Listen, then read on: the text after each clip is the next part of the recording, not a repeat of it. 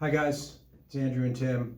We wanted to talk to you today about our new Vermont Cannabis Control Board.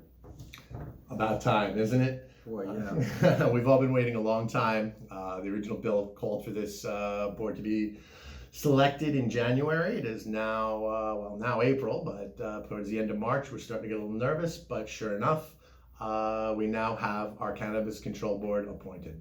Thank goodness, we were really desperate for that to happen before the end of March. I think now with the Cannabis Control Board appointed, we can stick with our timeline that's in the statute for licensing next summer. I do agree. I think that now that we have our board, now that things are moving forward, one of the silver linings to putting this thing out 2 years, I think there was some built-in time for delays, and I do believe that now that we have our board, we'll be able to stick to the original timeline. Well, the board hasn't done anything yet. We can't assess their performance so far because there's nothing that they've done yet. But let's talk about who they are. Who's on the board now? Well, I tell you, this is rather interesting, some very interesting selections from the Scott administration. And I will say that as far as the chair goes, when I first heard it, I was not really thrilled. But this is also an excellent example of first impressions not always being correct, because once I had a chance to do a little bit of research, a little deep dive, ask around a little bit, I found my opinion change quite a bit. Well, how's that? Well, what were your reservations at the start? Well, to start with, our chair is a gentleman by the name of James Pepper, and Mr. Pepper is currently listed as a deputy state's attorney with the Office of State's Attorneys and Sheriffs in Montpelier. So that sounds like a prosecutor or possibly a cop. My first impression was a sitting prosecutor, as a former criminal defense attorney in this state, as you as well.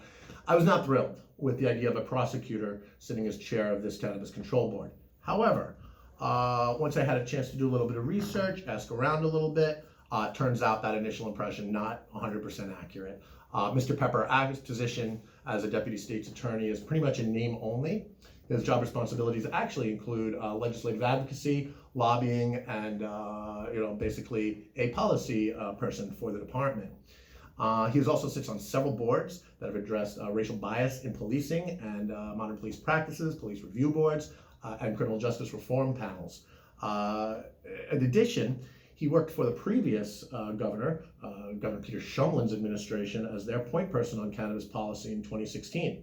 You remind everyone that was a Democratic administration. Now we're seeing him appointed by a Republican Scott administration, which says to me that he has the ability to kind of deal with both sides of the aisle and hasn't got caught up in the partisan conflict that we see so prevalent today. Well, so he's got a bit of a law enforcement background, but also a cannabis background. Could be worse. Definitely could be worse. I do believe Mr. Pepper is somebody we will be able to work with. Okay. The next appointment to the board was Kyle Harris. And Kyle Harris's background is with the hemp program at the Agency of Agriculture.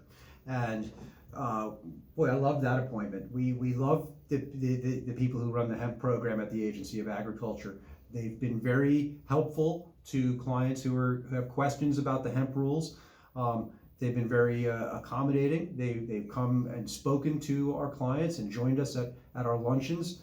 And that type of participation and ability to just pick up the phone and call them, we're hoping that since Kyle is coming from that program, we're going to have the same kind of access to the Cannabis Control Board and be able to call them with a question and help you by being able to interact with the Cannabis Control Board on that kind of a friendly phone call type of a level. So the fact that Kyle is on the board to me means is a good sign that it's going to be an accessible board and that we're going to be able to tell them about our concerns and have them address our concerns, just as we have done with the hemp program at the Agency of Agriculture. So I think the Kyle Harris pick is great.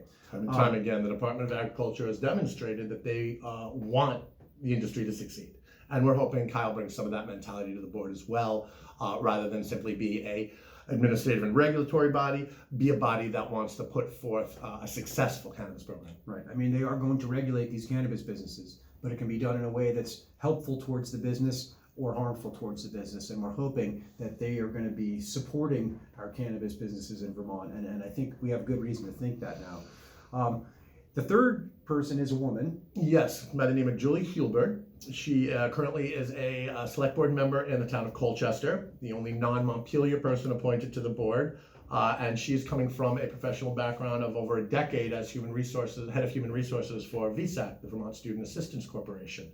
I think Julia was going to bring a level of business experience, human resources experience, and that human touch to the board.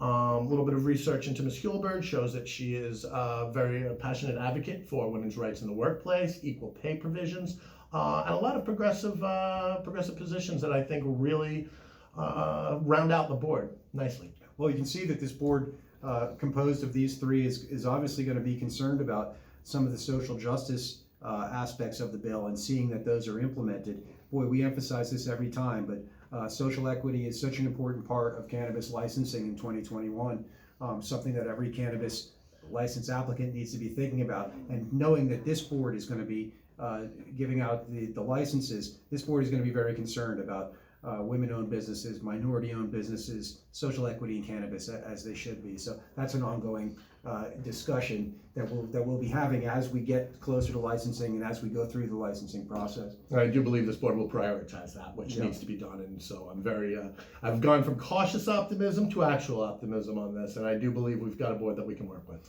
And we do intend to work with that board, and we do intend to invite them out to one of our monthly luncheons, and we're so happy to be starting our monthly luncheons again. They will be taking place the first Wednesday of every month.